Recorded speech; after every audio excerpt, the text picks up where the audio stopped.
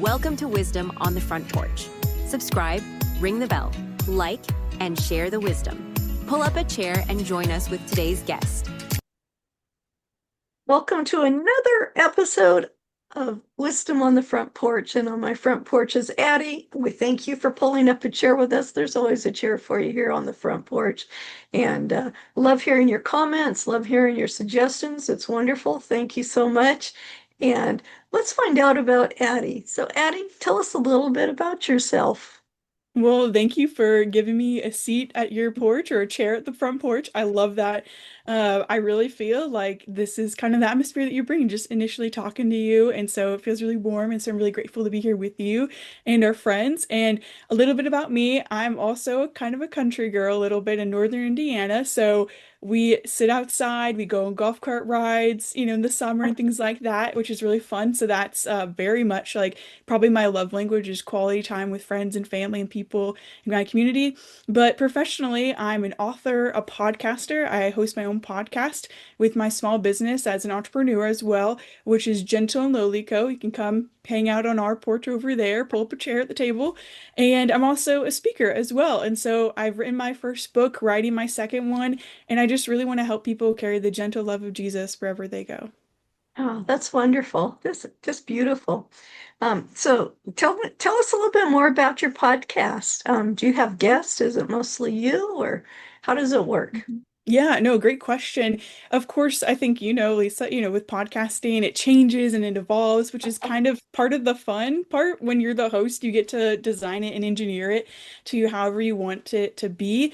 And so initially it started really just kind of a solo podcast at first, just sharing what I was learning, listening, and how I was serving and following Jesus. But I feel like we've landed on this really good format where it is guest based and there's a couple solo episodes. It's a bi-weekly show, so every, other week we release episodes on Tuesdays, and usually I'm joined with a friend where we, have a good conversation, talk about something, just like from Jesus's life and how we're learning to follow him. But we also have like really fun segments in our show, which I'm a creative, and so I love talking about music, and I usually have music on when I'm editing or, typically doing some kind of creative work, whether it's instrumental, but I guess if I'm video editing, then there's no music. But all that to say, I love different expressions of creativity, and I feel like God speaks to us in so many different ways. So we have a music of the week section where we just kind of talk about what we're listening to, whether podcasts we're liking and audiobooks.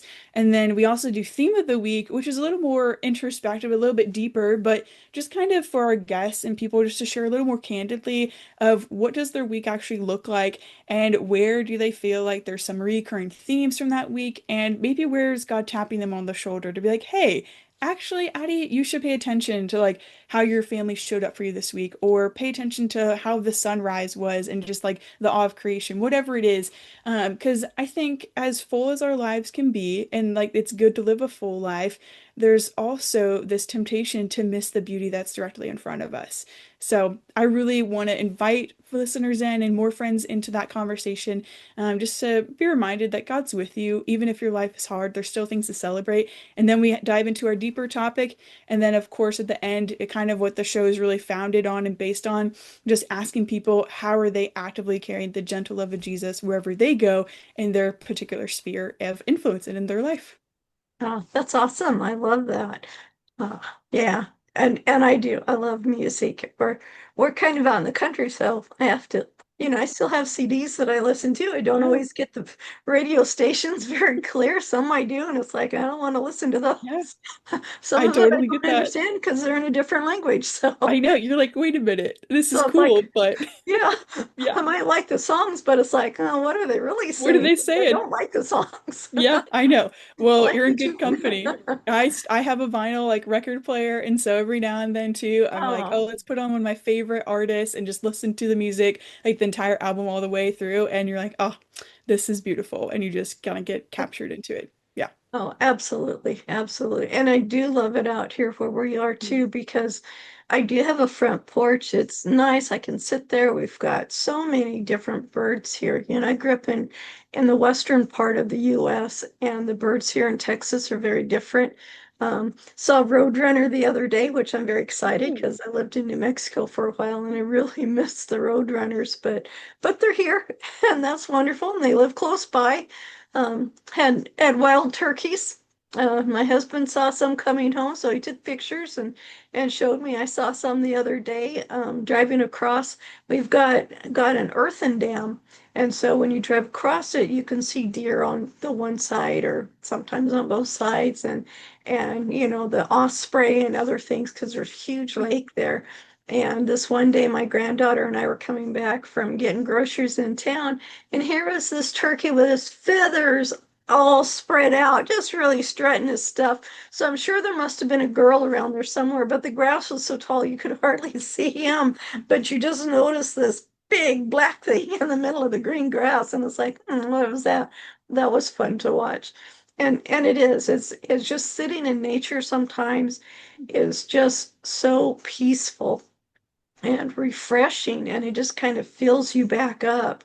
Um, I don't go barefoot as much as I used to, but I used to be barefoot all the time, and it's like, yeah, it's like, I wish I could now, but we've got fire ants and other things in the grass, Yeah. and it's like, yeah, don't do that anymore. Yeah, not super cute. Yeah, when you get the fire ants around, but all the other animals from afar, I'm like, I Oh totally yeah. understand that life because when I go into town, there's kind of this one road I get on, and then there's a bunch of fields around it, and you're like, wait a minute, slow down, because there could be like a lot of deer. And maybe a couple of Yeah. weeks ago, I saw like maybe 20 deer, and like that doesn't happen. Wow. So like the turkeys Wow. and everything you're saying, I'm like, this sounds so much fun to me. I totally speak that language because it's like, Yes. wait, that's like a big thing that's happening, So that's so Oh, cool. definitely. I love it. And then to watch the clouds and the Oh sunsets or the yeah. sunrise. We've got a long driveway, so it's like half a football field. Oh, So when I cool. walk out there, I get a good walk. But in the morning, especially during the winter, I'd take my granddaughter out there raining, and we would watch the sun come up. And I would mention to her how it looked like the whole earth turned golden just before the sun peeked up from the horizon. It was so beautiful. And some of those things you just don't get sitting in your home. Um, and some people like, I don't want to be up that early, and that's okay. Well, I Yeah. understand that. But you can see great sunsets because you probably go to bed really Yeah. late at night. Yeah. Um, That's really but fair. I will say it is worth it. Even though I'm still like I'm a night owl, I'm like, wait a minute, there are really good benefits to getting up oh early yeah. and like flying in the morning. There's been some really cool flights. Then I'm like, oh, why did I do this so early? But you're like, oh my goodness, I'm so glad when I said yes. And you're Yes. like, I didn't even know, but I feel like those are some kind of God winks that he's like, look at this. This is There really you cool. go. Yeah. Yeah. And there's so much, no matter where you live, there's Mhm. always something in nature that can just mesmerize you. Mhm. Just feed your soul so much, whether you're in the desert, in the swampland, in the mountains, in arid land, in the Willamette Valley of Oregon, where it's so green and wet all the time, or in Florida, no Yeah. matter where you're at. Gosh, there's just, I think of all the places that I've traveled just in the US, and they're so different from each other and so beautiful. Every state really has its own beauty. You go to Boise and you've got these huge mountains that are snow covered even in summer, and yet you still have the rivers that you go down to and its beauty. Or you could have the deserts, you can go up to northern Idaho and you've got the trees and everything. So it's good to stay connected to Mother Earth, for lack of a different word, but because she takes care of us, she feeds us, she really takes care of us, and I'm not much, into environmental and whatnot. I'm pretty conservative when it comes to taking care of it because I feel we do have a job. It is our job to take care of this planet that we're on, and and everything out of the planet now with all the satellites and everything else going on. It's just amazing.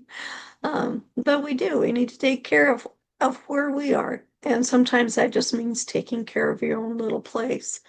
Um, and that's good. But Yeah. this is really good. And I wanted to just lost my screen for a minute there. I wanted to talk to you about, I'm trying to remember exactly what you said. Um, Sorry, my audience knows that sometimes my brain just has a glitch in it. It's like I'll think of it Me too. sometime. I still need that coffee. So no, you're Yeah. good. I understand. There you go. There you go. Now you've written a book called Fellowship Over Followers, and I really hope you come back on my show, Reading Between the Words, and and we'll talk more about it. But I want to let people know there's more to you than just podcasting and being awesome you. So Fellowship Over Followers, where did you get that title from? Yeah. Oh, this is such a fun story, honestly. Because being a creative, you're like, even when you start your podcast or start your business, like, where does the name come from? It just doesn't come out of the sky. Or honestly, sometimes it can come from ChatGPT, but that was before I even started all this. So I'm like, it shouldn't come from that. It can be a helpful tool, but that's a totally different conversation. But I really want to encourage people, even as they're listening, of like, there's maybe like a dream that's maybe put inside their heart, like I would look at your life even too, because as I'm going to share this story, I looked at my life and there are things that are around it. I'm like, oh, okay, this makes sense. And honestly, the title of the book at first was going to be like friendship over or followers over friendship. I got backwards and I'm like, okay, that's interesting. But then I had to change it of, followers over fellowship because just looking at kind of our world and our landscape and how comparison is really such a lie that we all wrestle with. I mean, I've wrestled with it a lot. I'm almost 30 now. I have a couple more years until I kind of get into that next decade of my life. But I especially think like, growing up, comparison can come in different ages and seasons and things, but it's really, there's so many voices when you're young and how to kind of tune out and really know, okay, who are you? What is your identity? And so really, kind of this title, though, Lisa, just being honest, I was just at the kitchen table with my mom visiting family, and I was working on some kind of graphic design project. And then I really just kind of felt this gentle nudge from God where it's just like, hey, just open a new document. And it's just like, just kind of started typing. And like, that's not an unnormal thing for me to be like, oh, let's just start a creative project. You know how that goes. Be like, okay, sure. What are I we do. typing? I don't know, right? Let's go and see. And it was like about probably then 2 in the morning or something. I looked down and I was like, how is it that late? But I had this like title and table of continents. And that was in 2020 in January. And I was like, I don't know where this came from exactly, but for me, I really believe it just was kind of a partnership with the Holy Spirit, this language I would use, and just was like, okay, this is really cool to look at my life, to look at the story that God is writing and to be like, I don't have everything figured out. I'm not an expert, quote unquote, but I actually do have some helpful tools that I've been able to learn in this beautiful gift of fellowship and just looking at the Bible, looking at scripture, and looking at the way that Jesus lived his life, but then also how he's invited us into a deeper relationship with him and our identity, but then also how to, from that overflow, there's a deeper fellowship with one another, and especially in the church. And I know there can be a lot of really some lies even within that of like, it's community for me, especially in a place that is so accepting or can be, and sometimes that's not the case. And so, how do we maybe overcome some of those challenges and some of that hurt, but also like fight for community wherever we are in whatever season we're at, because it is going to be hard and you are going to have to start over at different times. But at the same time, it's worth it. And, walking in forgiveness, it's not easy, it's hard, but I really wanted to help give some people some helpful tools to be like, hey, you might think like there's aren't there your people aren't out there, but I want to encourage people that they are, and that there's a place that you can be not only safe, but just like actually learn to love your life again and also like love your friend group too, that people know who you are. They know like the things that you love, or they know also what's hard in your life, and you don't have to kind of shy away from those things. So that's kind of like a really high level, kind of overview of everything. But I really love that. I'm a journaler, and so at the end of each chapter, I put like journaling kind of discussion questions at the Uh, end with some lines, and you can kind of reflect on what you just learned and really take it at your own pace wherever you are, and just kind of go on to this journey into community. well, that was really great. I do want to share something. While you were talking, I thought of the uh, YouVersion app on my phone here. My granddaughter and I do one every morning while we're waiting for the school bus to get here. And this one was talking about praying for leaders who are in error. That means, people are maybe at one time they were doing really great and they were just all on top of it. And then all of a sudden something shifted and now they're kind of doing the opposite. And it's like, well, what do you do?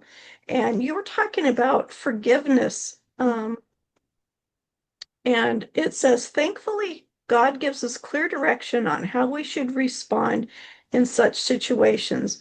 And it gives us the book of Jude, verses 22 to 23. And it says, of some have compassion, making a difference. And it's talking about not being angry with them or or disciplining them in front of others or so others can hear, try to be more discreet with it. But I thought that was really interesting. For those who want to know, let's see, How to Keep Your Head on Straight in a World Gone Crazy by Rick Renner is the YouTube thing, devotion. But I thought it was really interesting that it talked about having compassion for someone who is going astray. Yes, we're supposed to address it. We're supposed to mention something. If they still don't do anything, you take, two others with you. I think that's on First Timothy. Um, and but it's like it's so easy to be offended, to just walk away. It's like, I don't need your garbage and what you're doing is wrong. If you're not going to change, I can't be around it, and maybe we can't, but it's at some point, where's the compassion that we give to somebody? And the reason to do that is by offering them compassion. That may be the thing that turns them around, not all the other stuff. It's like, you still cared about me, even though you knew I was doing something wrong, you still cared enough about me to say something gently, not harass me, not tell me how wrong I was and all of this. And I was just really kind of surprised with that. Let's see if I could find, whoops, I went to the wrong page. um, what else? The rest of it, and it says, and others save with fear, pulling them out of the fire. And I think the fear it's talking about there is the fear we have because we don't want to get burned by pulling them out of the fire. We don't want to get involved in their mess and their drama by trying to help them get out of it. And I think you have to listen to the Spirit's leading on that because, one thing it does say in the Bible, and I had talked to my kids about this. They asked me one time, well, Jesus hung out with sinners and stuff. And I go, yes, but the Bible warns, and they had just read this verse in Bible study, so it was fresh on my mind then, and that was 30, 40 years ago, 30 years ago. But it was, you will become like them before they will become like you. It takes a whole lot of strength. That's why you do it together or you do it in numbers. You don't go by yourself. Sometimes the Spirit will lead you by yourself, but He's with you at that point. And even though the Spirit will be with you, you still have to be careful. So, yeah, going into the fire to pull somebody out of it, that can be a scary thing to do. Um, but, Yeah. uh, and, Absolutely can be. Yeah. yeah, I'm really glad you shared that though, Lisa. I mean, because it is a hard road to walk down. I mean, especially as you follow Jesus, the longer you do, you're like, wait a minute, is this right? Like, what are we supposed to quote unquote do? Or where's the conviction but also where's the compassion? And to not lose that compassion like you're talking about and to of course, still invite people to sit at the table with you, right? I mean, that's why I love these kind of conversations and podcasts, but also like, how are we doing that in real life? Sitting with Right. people and being like, okay, instead of like talking about our friends like that, I mean, that's not going to be helpful if everyone else knows what they're doing, but no one addresses it. And it's out of love that even Jesus comes to us because we also like even on our best days, okay, we might be thinking we're doing pretty good, but also at the same time, I don't ever want to forget like the gospel that still Yeah. saved me or our flesh. Like that was just over the weekend at church of like we still have to fight it. And so like to think that we might not be in a place like that at one, in the future, that's a scary place to think about. And we that's why we need that community though too, to be sharpened and to, kind of stand firm, but also like we also have sat in that seat before too, and we would want someone to come and to, sit with us and be like, hey, let's go back, together and, continue Yes. to try again. And that's like the beauty of the gospel and of grace. Yeah. Yeah, that's really good. And I'm glad you talked about compassion too. And this one it's talking about compassion is not pity. I don't Mm, pity the person. yeah. Compassion is willing to love the person where they are. Yeah. And sometimes that is tough. Um, and as entrepreneurs, we work with some people who all of a sudden change and decide to go after something else, even though, you know, it's easier to be on the outside sometimes and see what's going on, or maybe your life experiences. You've already dealt with something like this, so you know what the outcome's going to be. And so you do need to have that gentleness to Mm, remind or to let them know firsthand. It's like, look, I've been down this road. I know what happens on it. These are my experiences, and I just want you to be careful and to watch out for things. Um, and if they don't do anything, it's their choice. And as hard as that is sometimes, um, it's tough when you see a friend going down, making choices that eventually are not going to be a good outcome for them. But as a friend, you mention it to them, you let them know that you're there, but you can't you can't stop people doing from what they want to do. And sometimes when you try, it just makes them go after it harder just to prove yeah. you wrong. And Mm.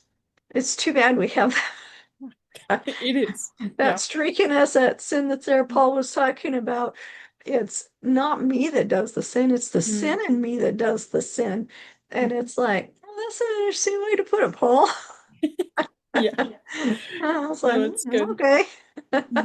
Yeah, it's true though. Yeah, that is a good reminder though. Yeah, absolutely agree. Mhm. Now, you said that your business, Gentle and Lowly company, has a small publishing imprint. What did you mean by that? Yeah. So as a graphic designer, that's kind of my background, a multidisciplinary creative. So I went to school for photography and also graphic design. And as a visual designer, then I have a lot of the skills I think that can be overwhelming in kind of the publishing world. And so I've kind of been trying to seek some other Christian authors, who maybe have a story to share, or even just some believers who are wanting to serve their local church, whether they're a pastor or a leader in some capacity. And some of the creative elements are a little more overwhelming or challenging, and just a way to hopefully collaborate together and, share the gospel together in a book format. So that's kind of the still exploratory phase of that, but I'm just kind of holding it open-handed and seeing where God wants to take it. That's really great because as an author, designing the cover of that book sometimes can be so hard. Or as as someone who writes, it may be, wow, I've got this great idea for the cover, and you put it on there, and everybody's going like, Like, what? no, No. yeah, you Yeah. might be in love with it, but it's like, yeah, that doesn't But really if help it's your book sell. confusing, yeah, Yeah, like you want some bit of intrigue and things, but they're like the study of branding and all these things, like thinking about the yes. person who's going to read it. like the saying of don't buy a book by its cover, don't judge Yeah, it, but we but everybody do. does. Like, we do, exactly. And I'm like, that's why I will pick up a book or listen to a podcast. And so it is, something to be tended and to be steward and to steward it well, but it's a collaboration, hopefully, to be like, hey, this is the vision, let's encapsulate it and then put it into this beautiful design and help it reach the right people that, God wants it to Yes. get to. So yeah, Yeah, I love that. absolutely. I have a really good example of that. I don't remember if it was on another podcast or if it was when I have a conversation with someone, but one of my first books was titled Marta's Jade, and on the cover was just this piece of jade rock that covered the whole cover. And it's like you have no idea what the story's about. It's like, okay, in fact, if you don't understand what jade looks like in the raw form, you have no idea what the cover Yeah, I'd even probably be is. like, that's a cool color, but what is it? Yeah. So, so I changed the cover and I did a chalk outline of someone, kept the title the same, and it's like, well, now this is really confusing because what has that title got to do with that cover? So yeah, so finally, we've got it redone, renamed the whole book "Secrets of a Savage Crime," and it makes more sense. That makes more sense. Yeah, It's still just a short little book, but that's yeah, cool. all the joys of starting out when you don't know what you're doing. Hey, and we have to try though. As an entrepreneur, Yes, I mean, even taking on that title, you'd almost like you have to get your reps in to be able to be like, no, I am an entrepreneur because I've tried a lot of things and you learned from the failure or you just pivot yes. and you got to be adaptable. And I think that's kind of the whole part of why you start, like it is Oh fun. yeah. Hopefully it's fun. Yeah. Yeah. Yeah, yeah, and it is, and you know, so cover design was not my forte, especially starting out. I could write stories, but Yeah. it's like, Yep. so it was, and then the more you do, the more you find out, like in anything, the more you practice, the better you get at it, and whatnot. Yeah, and I love to see some cover designs that people do on their own. I mean, it's just amazing what they have. And then after my incident, it was not just that book. The first three books I did are like, yeah. They all needed to be redone. Two of them are not even out yet. Um, but knowing what I had gone through, what I had seen, what I had been learning, and now when I look at other people's books, it's like, oh wow, that's a great title. I like the Mhm. font. It just captivates you right away. And when you look at the cover, it's like, oh, that's telling you a story that you want to know more about. So there's a lot of work that goes into it. And same thing designing, the banner and stuff for your business. It's taken me a while, 4 years to get this banner with the electrifying podcast and microphone. For those that aren't watching the video behind me, I have my banner where we've got a microphone and there's electricity coming out of it. You've got a sword because, the words can be two-edged sword, and then I've got my two logos for the two podcasts. But on the other side, I have a superhero cartoon like of me holding the earth with, the lightning shooting out of it and but it's just, there's a warrior in all of us. There's someone who is ready to let the world know what's going on, and that's why I love having guests, because each of you always brings something that nobody else can bring, and it's just amazing. Gives our audience the tools that they need to run their business, to go further in their life, to get grounded in who they are, and those are so important as entrepreneurs. Mhm. Yeah, absolutely. Yeah. I mean, yeah, the whole identity, I'm like, yeah, people will know, like with that purple, that like, oh wait, no, this is Wisdom on the Front Porch, or this is Lisa's podcast. And they're like, wait, this is the things that she's passionate about. And having some like these simplified terms almost. You might have like a really complex, maybe business plan or missional statement, which is great, but how can you like simplify, simplify, simplify, and make it to be like, oh wait, anyone can read that in like 10 seconds or 30 seconds or a minute and know exactly what you stand for, or at least kind of draw some curiosity to be like, hey, tell me Yes. more. Or I want to sit at the table with that person. Like, I want to be their friend. And hopefully, like, it's approachable. And that's kind of what we want to do because you'll find the right people who want to do business with you or want to be your friend or want to have a conversation. And so I think it's so fascinating just kind of seeing how all the different expressions of creativity kind of come together and form a business or a podcast. I love it. Yeah, absolutely. And one thing that you've talked about is you talked about when you started out, you went into photography, you went into digital or not digital design, but into graphic design, and you didn't right out of the out of the chute, as they say on the rodeos. You didn't just jump right out and start into podcasting, writing a book. It was a series of things that brought you to where you are, which is what I think happens with entrepreneurs. It's those experiences in life, it's those things that we become passionate about that bring us further. So, by the way, I have a lot of people I know who are always looking for cover artists, so we'll talk Yay. afterwards. Okay, I love it.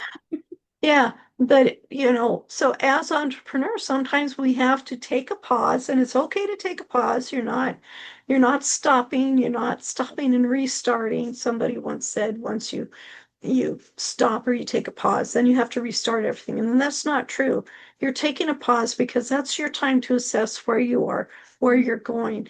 And have I built so much so fast that my foundation isn't there anymore? Is it still there? Do I still have a solid foundation? Am I building on it?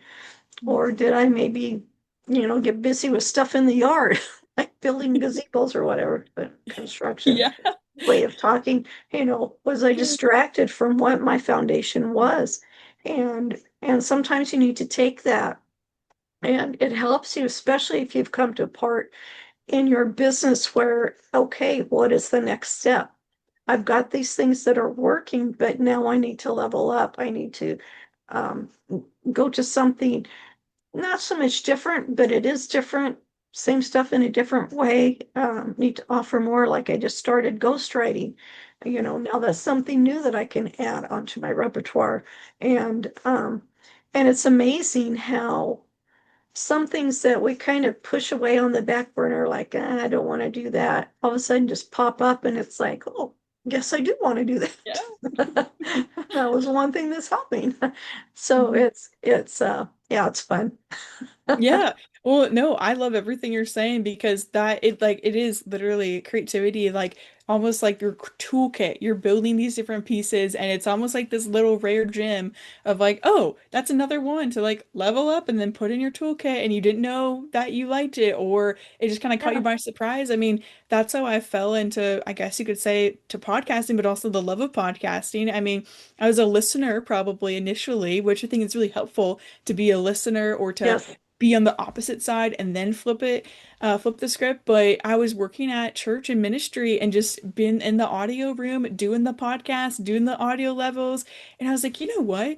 I really like these kind of conversations. This is really fun. Now I have the tools and the skills to not only produce the podcast, but then to edit the podcast and then grow in my video skills and all of these things that not that I was bad at per se, but I just needed more experience. And Right. I feel like God was like, hey, put it all together. And, then he's like, maybe you should do this, Daddy. I'm like, really? And it's daunting. It's scary to start something. But without those initial, I guess, exposure, experience to it, you never know what you might love. And even with writing, I'm like, you don't know if you're good at something and you might be bad at it at first. Honestly, you might be bad. But like you said, practice earlier. I think practice makes all the difference and to Yes. continue going. I think I'm just so grateful. I mean, I just celebrated 100 episodes on my podcast, which is like That's crazy to me and awesome. wild. I mean, that's like insane. And I praise the Lord for all of it because I've started and then I've, maybe paused and different seasons and things, but I really look at that and I look at a testament of his faithfulness in my life and all these kind of conversations and also like it's a part of the journey of who we're becoming and what a gift it is to be able to grow in community together and to learn together. And I would have never been able to see that and probably when I first started, but I'm so grateful I started. I think that's the main Yes. thing. Like you start and just like hold it open-handedly and you can build it, be wise, be strategic, take that time to reflect. But also like I think the more you do it, hopefully you'll fall in love with it and you'll be like, I want to keep doing this and like make it fun as well. But I think you'll just be surprised and hopefully in awe of God, honestly. That's my prayer for people, that they get to see something that they didn't know that was inside of them. Oh, that's awesome. I love that. I love that so much. Yeah, people don't realize how valuable they are inside just because of who they are, because of the choices that they Mhm. made. It doesn't matter whether it's good or bad. You made a choice and you followed with it. Um, and how you act or react to other people's choices. That makes you so unique that there can never be anybody else like you. There never will be anybody else like you. And it's because of that. It's why you matter to this world, because you're the only one that can give from yourself. And there's a lot of people who need what you have. So don't discount yourself.